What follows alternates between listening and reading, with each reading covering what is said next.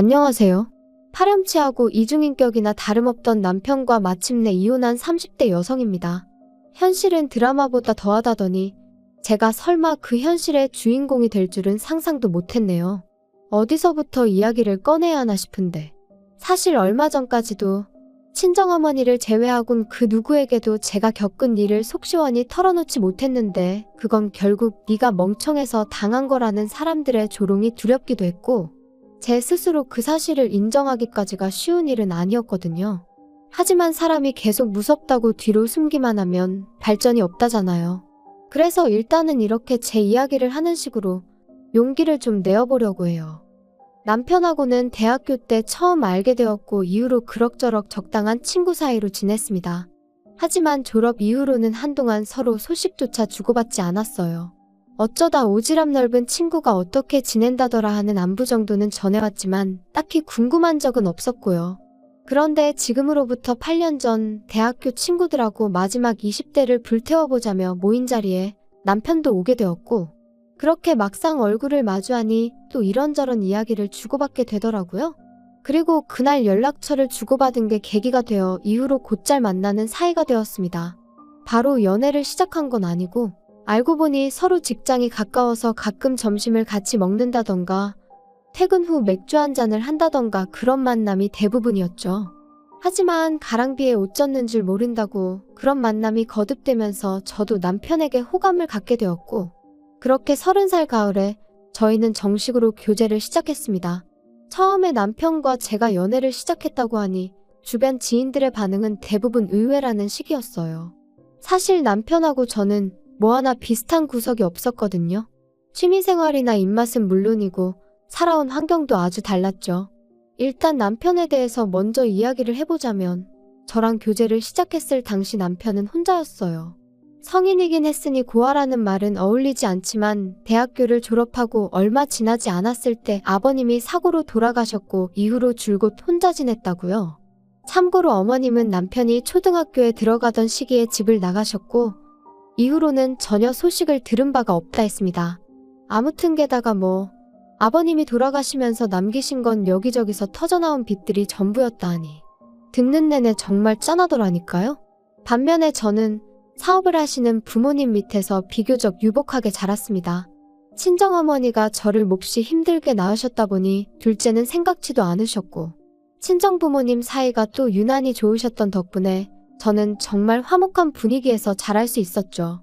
게다가 금전적으로도 크게 고생한 기억이 없으니 저는 금수저까지는 아니더라도 제가 은수저쯤은 된다 생각하며 늘 부모님에게 감사한 마음이에요. 사랑에 눈이 멀었던 건지 저는 힘든 환경에서도 잘 버텨준 남편이 고마웠고 앞으로는 남편도 저처럼 인생에 있어서 즐거움을 느끼며 웃는 날만 있기를 바랬습니다. 그래서 가진 건 없지만 자기와 결혼해주겠냐는 남편의 수줍은 프로포즈에 내가 당신을 행복하게 해주겠다며 예스를 했어요. 물론 저도 사람인지라 친정부모님의 반대에 부딪히진 않을지 걱정을 안 한 건 아니에요.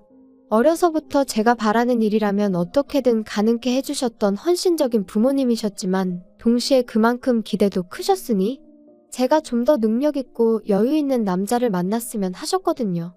그래서 남편과 연애 중이란 말씀을 드렸을 때도 연애는 얼마든지 해도 괜찮지만 결혼은 다른 이야기라고 딱 못을 박으시기도 했고요. 그런데 기어이 제가 결혼을 하겠다고 하니 특히나 어머니가 많이 속상해하셨지요. 하지만 감사하게도 저희 부모님은 남편이 마음에 차지 않는다는 걸 적어도 남편 앞에서 티를 내신 적은 한 번도 없으세요. 누군가는 어떻게 그럴 수가 있느냐고 가식적이라고 말하기도 하겠지만 적어도 남편이 처한 상황이 남편의 실수나 잘못으로 만들어진 것이 아니었던 만큼 남편 탓을 할 수는 없다고 하셨거든요. 그래서 저희 남편은 저희 집에서 자기를 반대했었다는 걸 결혼하고도 한참이 지날 때까지 몰랐네요. 아무튼 자식이기는 부모 없다고 결국 친정부모님이 허락해 주셨습니다. 제가 남편 한 사람의 됨됨이만 봐달라고 몇 번이나 부탁드리기도 했고 실제로 아버지께선 그래도 남편이 성실하니 책임감도 있어 보이고 무엇보다 저를 무척이나 사랑하는 것 같으니 그것만 보자 그렇게 어머니를 설득해 주시기도 하셨죠. 친정에서 집을 마련해 주셨고 남편은 그때까지만 하더라도 무척이나 감사해했어요. 한동안은 제가 먼저 가자고 하지 않아도 저희 친정에 가서 밥을 먹고 오자는 둥, 친정 부모님을 모시고 어디를 가보자는 둥, 딸인 저보다 저희 부모님을 더 생각하는 것처럼 느껴질 만큼요. 하지만 결혼하고 처음 돌아온 제 생일 때 친정아버지께서 제 생일 선물로 차를 바꿔주셨다는 이유로 모든 게 달라졌습니다. 남편은 원래 차가 없었고 저는 처녀적부터 타던 차가 있었어요. 제가 사회생활 시작하고 처음 샀던 차로 친정 부모님께선 당신들이 보태줄 테니 더 좋은 걸로 사라고 하셨었지만 그땐 사회초년생인데 회사에 괜히 비싼 차 끌고 다니면서 이목을 끌기가 싫었거든요. 그래서 또래 여자들이 주로 산다는 경차로 샀었지요. 그런데 그게 저희 부모님은 항상 마음에 걸리셨던 모양입니다. 어쩌다 교통사고 뉴스라도 접하시면 저한테 이것 좀 보라며 속상해하시기도 하고 화를 내시기도 하고 그러다 이제 결혼도 했으니 남편하고 같이 타라며 외제차를 선물로 뽑아주신 거였죠. 하지만 저는 먼저 알기는커녕 상상도 못했던 일이었기에 식사 자리에서 아버지께서 저에게 차키를 주시며 선물이다 하셨을 땐 정말 깜짝 놀랐네요. 아무튼 그렇게 화기애애한 자리가 끝나고 집으로 돌아왔습니다. 마침 약속 장소까지 지하철을 타고 갔던 터라 아버지가 주신 차를 그대로 제가 끌고 왔고요. 그런데 어째서인지 돌아오는 내내 남편은 평소와 달리 저에게 말 한마디 걸지 않았고 저는 뭐랄까 마음 한켠으론 찜찜했지만 그래도 애써 길어진 자리 때문일 거라고 생각했던 기억이 나네요. 하지만 집에 도착해서도 남편은 계속해서 어두운 얼굴을 하고 있었기에 더는 모른 척할 수도 없어서 오늘 많이 피곤했냐 물으니 그제서야 한다는 소리가 장인어른한테 서운해서 그래? 솔직히 너무하신 거 아니냐? 내 생일 때 장인어른이 뭐 해주셨는지 기억 안 나? 아빠가 당신 용돈 하라고 100만 원 주셨잖아.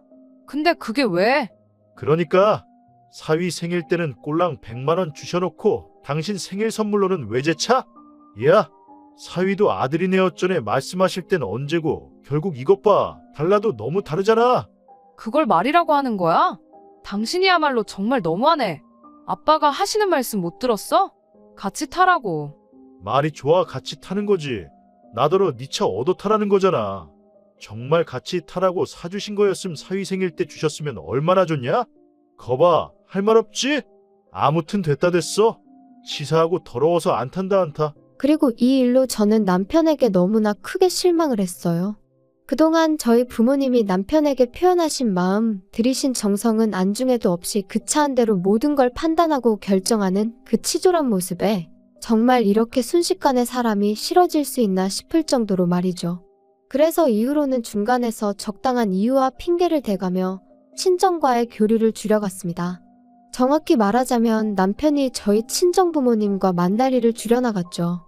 그런데 솔직히 말하자면 저는 달라진 상황에 남편이 좀 당황해하진 않을지, 혹시 자기가 했던 말과 행동을 후회하진 않을지, 그래서 저에게 미안하다고 한다면 한 번쯤은 봐줘야지 하는 마음도 있었거든요. 하지만 웬걸요. 남편도 보란듯이 저희 부모님한테 연락도 안 하고 한 번을 만나러 가자 소리도 전혀 안 하는 거예요. 제가 막말로 대리해도 뭐 그런 걸 바란 것도 아니었지만 원래 잘하던 사람이 그 한 번의 다툼 이후로 완전히 전에 없이 행동하니까 이게 내가 믿고 결혼한 남편이란 사람의 민낯인가 싶은 게 슬프고 속상하고 동시에 화도 나대요. 그러다 정말로 일이 터진 건 이후로 1년쯤 지났던 재작년 여름이었습니다. 언젠가부터 친정아버지가 자꾸 소화가 안 된다셔서 병원에 모시고 가니 그 결과는 충격적이었어요. 위암이셨거든요. 그리고 정말 화가 났던 건 바로 1년 전에도 내시경을 하셨었는데 그때 병원 측 실수로 아버지한테 잘못된 결과를 통보했었다는 거죠. 병원에서는 미안하게 되었다며 최선을 다해서 돕겠다 했지만 이미 손 쓸 새도 없이 상태가 나빠진 상황에서 그런 말이 무슨 위로가 되었겠어요? 아무튼 그런 거 저런 거 따지고 있을 시간이 없었습니다. 친정아버지는 바로 병원에 입원을 하셨고 그때부턴 모든 상황이 정신없이 흘러갔으니까요. 간병인을 쓰긴 했지만 그래도 대부분의 병간호는 친정어머니가 도맡아 하셨어요.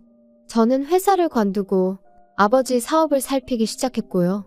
그리고 남편에게는 다른 건 바라지도 않는다고 제발 적어도 당신 먹은 거 설거지는 해놓고 집만 좀 깨끗이 써달라 했죠. 살림을 부탁한 것도 아니고 적어도 어지르지만 말아달라고요. 그리고 한 달에 한 번만이라도 비록 우리 사이가 예전 같지는 않지만 그래도 아버지 면회는 와달라고 했는데 결론부터 이야기하자면 제가 부탁한 건 하나도 들어주지 않았습니다. 남편은 그 당시 회사에서 해고를 당하고 집에만 있었으니 돈 버느라 바쁘고 뭐 그런 것도 아니었는데 말이에요. 참고로 한 번은 제가 정말 너무한 거 아니냐고 따지니 저희 아버지가 자기 감기 걸렸을 때 전화 한 번 하신 적 있냐면서 적반하장으로 나오는데 기도 안 차대요. 게다가 말이 나왔으니 말이지만 언젠가는 저희 친정어머니가 아버지 병간호를 하시다가 넘어지셔서 일주일 정도 입원을 하셨거든요.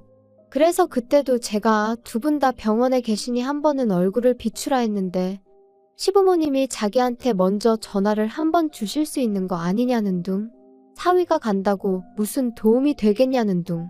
그때는 정말이지 이따위로 할 거면 그냥 이혼하자 하고 싶은 걸 꾸역꾸역 참느라 죽는 줄 알았네요. 한편 1년여간의 투병 끝에 아버지는 세상을 떠나셨습니다. 사람들은 사위인 남편이 상주 노릇을 해야 하는 거 아니냐 했지만 저는 제가 하겠다고 했지요. 그리고 제가 이런 말 하는 게 어떻게 들릴지는 몰라도 남편도 말이라도 자기가 하겠다 그러지도 않았어요. 완전히 무슨 남의 동네 불구경하듯 하는데 오죽하면 친정어머니와 이모님들도 사람이 어쩜 저럴 수가 있냐며 혀를 내두르실 정도였다니까요. 그런데 남편의 황당한 짓거리는 여기서 끝이 아니었습니다. 장례는 끝났지만 저도 친정어머니도 쉽게 나아지지 않는 상황이었어요. 특히나 친정어머니는 계속해서 당신이 조금만 더 아버지의 건강을 유심히 챙겼다면 이렇게 떠나시는 일은 없었을 거라며 자책을 하셨는데 저는 그런 어머니를 위로하면서 동시에 계속해서 아버지가 하시던 사업을 이끌어 나가야 했기에 안팎으로 정신이 하나도 없었죠.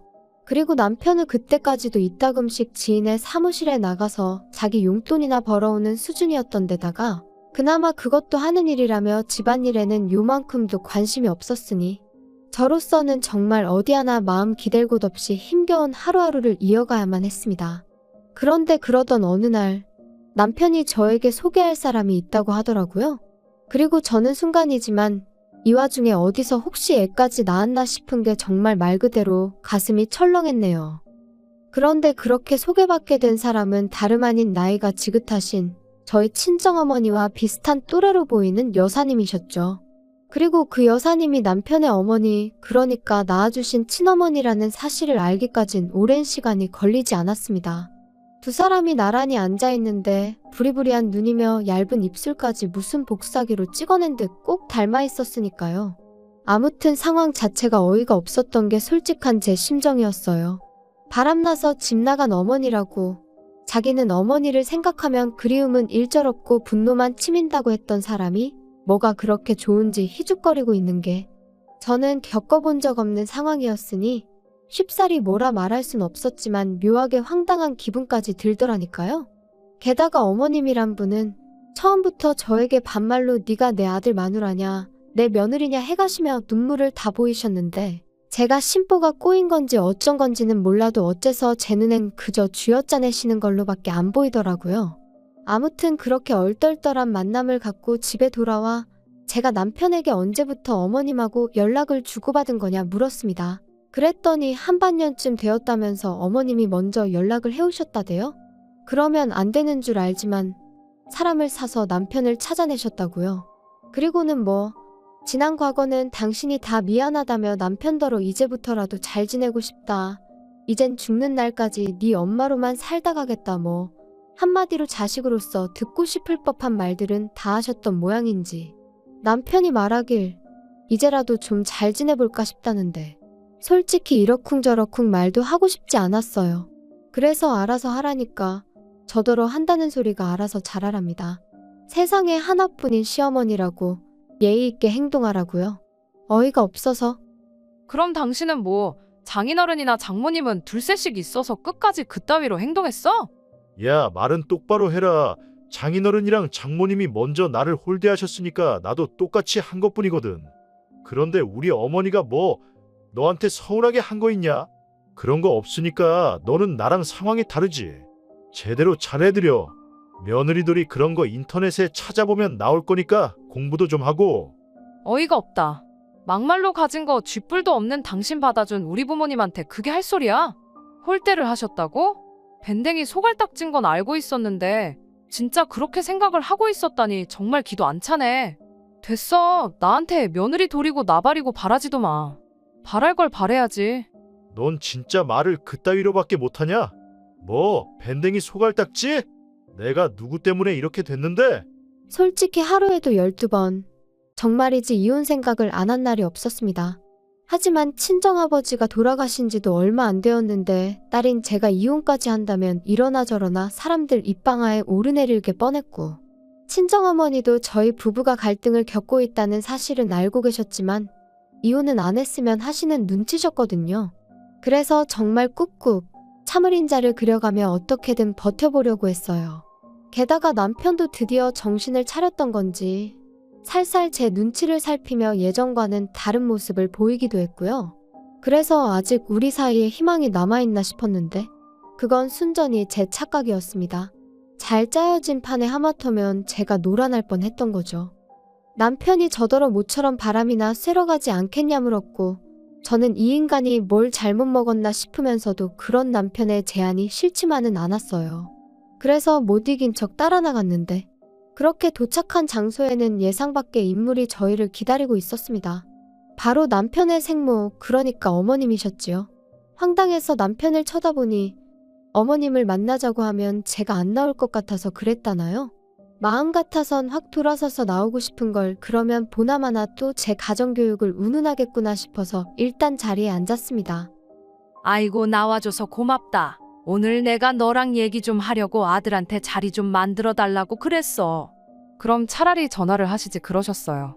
그나저나 하실 말씀이. 내가 우리 현철이랑 떨어져 지낸 세월이 20년도 넘어. 그런데 이게 너는 애를 아직 안 낳아봐서 모르겠지만 이 모정이란 게 잊으려고 한다고 잊혀지는 게 아니야. 하루가 멀다 하고 우리 아들이 눈앞에서 아른아른, 아이고 그때를 생각하면 정말이지 내가 어떻게 살았나 몰라. 정말 죽지 못해 살았다는 그 말이 딱이라니까. 그래서 내가 결심을 했다. 근데 네가 좀 도와줘야 돼. 무슨 결심을 하셨는데 제가 도와드려요? 그런 이야기라면 아드님하고 하시는 게 빠르실 텐데요. 너는 뭘 그렇게 매정하게 말을 하냐? 시애미가 말하는데. 내가 너네 사는 동네로 이사를 올까 싶다. 마음 같아선 같이 살자고 하고 싶지만 그럼 너가 불편해서 싫다 할 거 아니냐. 요새 젊은 여자들이 시애미랑 사는 거 안 좋아하는 거 나도 다 알아. 아무튼 그래서 이사를 올 건데 내가 돈이 좀 필요해. 황당하더라고요. 얼마나 생각해주는 것처럼 합가는 안 할 거지만 이사는 오겠다는 말은 무엇이며, 그런 와중에 저한테 돈을 바란다는 게 어이가 없었죠. 당신 어머님한테 우리 사이가 지금 어떤지 말씀 안 드렸어? 우리 사이가 뭐 어때서? 부부끼리 좋을 때도 있고 안 좋을 때도 있고 그런 거지. 뭐 좋을 때도 있고 안 좋을 때도 있고? 장난하니? 어머님, 솔직히 어머님 소리도 어색하지만요. 아무튼 어머님, 저 돈 못 해드려요. 남편하고 저 사이 정말 안 좋거든요. 남편이 저희 아버지 돌아가시기 직전에 정말 눈꽃만큼도 사위 노릇한 거 하나도 없어요. 그런데 제가 어머님을 도와드릴 이유가 없잖아요? 번지수 잘못 찾으셨어요.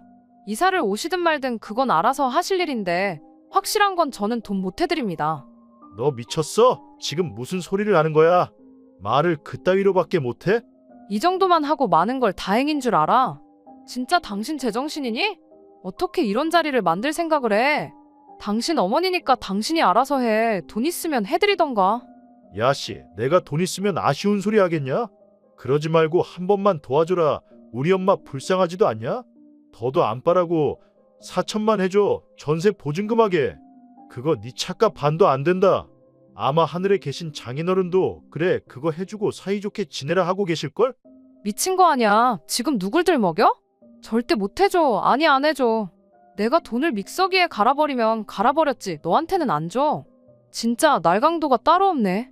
내가 우리 엄마 생각해서 거지 같은 남편이지만 그래도 내가 이혼녀 소리 들을까 전전긍긍하는 우리 엄마 생각해서 그래서 그냥 꾹 참고 너랑 살려고 했거든. 근데 아니네. 내가 미쳤네. 더는 같이 못 살겠으니까 그만 헤어져. 정말 솔직히 남편이 저희 아버지가 입원해 계시는 동안 그동안 죄송했다고 한마디라도 해드렸다면 그러면 저는 그래도 그 한 번을 평생의 위안으로 삼고 남편과 이혼까지는 하지 않았을 거예요. 하지만 정작 자기는 아무것도 안 해놓고 저한테 뭔가를 바란다는 게 사람이 이럴 수가 있나 싶대요. 게다가 어머님이란 분도 막말로 남편을 키우다 빚을 지신 것도 아니고 듣자 하니 죄다 외도와 사기를 당한 탓에 그 꼴이 되셨던 건데 그저 남편의 어머니란 사실 하나로 제가 다 해드려야 한다는 게 아무리 생각해봐도 도무지 납득이 되질 않더라고요. 그래서 결국 제가 먼저 오늘 어머님이 하신 말씀은 못 들은 걸로 하겠다며 자리에서 일어났습니다. 남편에게는 갈라서자는 내 말은 홧김에 내뱉은 게 아니라 진심으로 한 소리니 그런 줄 알라 했고요. 그리고 저는 택시에 올라타 그 길로 곧장 강남으로 향했습니다. 몇 번이나 이혼을 하고 싶었고 그때마다 여러 자료를 찾아봤던 탓에 어디로 가야 할지 확실히 알고 있었으니까요. 그리고 그때부턴 친정어머니의 체면과 걱정보다는 제 인생만 생각하기로 했지요. 그래서 어머니께도 알리지 않고 이혼 소송을 진행해 나갔어요.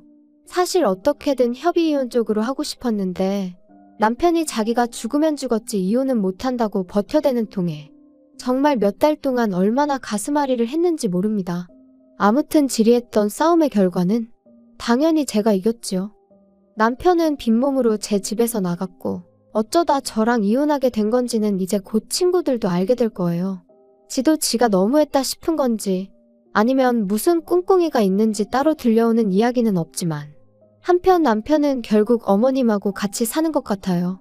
근데 꿈에도 그리워하던 아들이 개털인 걸 아시면 그래도 어머님이 좋다고 남편하고 살고 싶어 하실까 궁금하긴 하네요. 아무튼 여러분 주변 분들 중 혹시 하나를 해주면 고마운 줄 모르고 두 개를 바라는 그런 분들은 없겠죠? 혹시나 있으시다면 저는 과감히 그런 사람들은 멀리 하시라고 조언하겠습니다. 세상에 그 어떤 것도 당연한 건 없는데 그 상식조차 모르는 사람을 곁에 두어서 여러분께 득이 될 일은 없을 테니까요. 그나저나 오늘은 다시 포근한 날씨네요. 즐거운 주말 되시길 바라겠습니다.